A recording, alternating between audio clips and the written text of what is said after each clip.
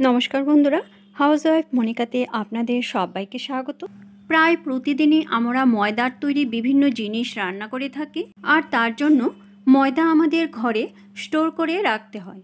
আর এই ময়দা কিছুদিন রাখার পর দেখা যায় যে এতে পোকা ধরে যায় বা একটা গন্ধ চলে আসে, তাই ফেলে দিতে হয়। ময়দা বাজার থেকে কিনে আনার পর কী কী টিপস অ্যান্ড ট্রিক ফলো করলে ময়দায় কোনো পোকা ধরবে না আর গন্ধও হবে না, সেটাই আমি আজ আপনাদের সঙ্গে শেয়ার করব। চলুন তাহলে দেখে নেওয়া যাক আমার আজকের ভিডিওটি। সবার প্রথমে বাজার থেকে ময়দা আনার পর ময়দাগুলো চেলে নিতে হবে। তার জন্য আমি একটা পেপার বিছিয়ে পেপারের উপরে একটা সরু ছিদ্রযুক্ত চালনি নিয়ে নিয়েছি। এখন ময়দাগুলো ঢেলে নেব। সবগুলি ময়দা আমি চালনিতে একবারে নেব না, অল্প অল্প করে নিয়ে নেব। চালনিতে কিছু ময়দা নেওয়ার পর এখন আমি এইভাবে চেলে নেব। দেখুন কিভাবে পড়ছে। ময়দা চালার সময় এইভাবে একটা পেপার বিছিয়ে তারপর ময়দা চাললে ঘর আর নোংরা হবে না, আর হাতও নোংরা হবে না। আর বাকি ময়দাগুলো আমি এখানে চেলে নেব। আমি এখানে 500 গ্রাম ময়দা নিয়েছি। ময়দা বেশি দিন স্টোর করে রাখার জন্য বাজার থেকে কিনে আনার পর ময়দাগুলো সবার প্রথম চেলে নেওয়া খুবই জরুরি। কেননা ময়দাতে যদি পোকা থাকে বা কোনো আঁশ বা কিছু থাকে তাহলে চালনিতেই সবটা আটকে যাবে। দেখুন একটা কালো পোকা দেখা যাচ্ছে, আমি দেখিয়ে দিচ্ছি। এখন এটা ফেলে দেব।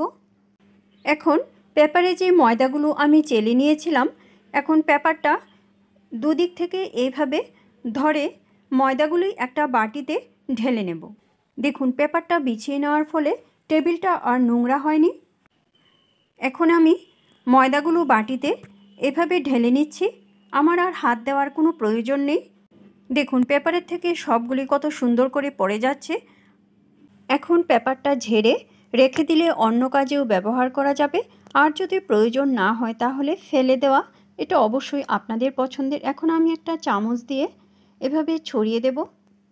তারপর যে চালনিটা দিয়ে আমি চেলে নিয়েছিলাম ওই চালনিটা দিয়ে ঢাকা দিয়ে রোদ্রে দিয়ে দেব। প্রায় 2 ঘন্টা রোদে রাখার পর তারপর এভাবে চালনিটা তুলে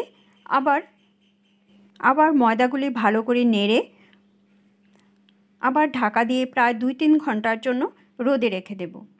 এভাবে 4-5 ঘন্টা রোদ্রে রাখার পর রোদের থেকে এনে কিছু ঠান্ডা করে তারপর যে কোনো একটা এয়ারটাইট কন্টেনারে ভরে রেখে দেব। আমি এখানে একটা বড় টিফিন কৌটো নিয়ে নিয়েছি। এখন ময়দাগুলো টিফিন কৌটোতে নিয়ে ঢাকা দিয়ে রেখে দেব।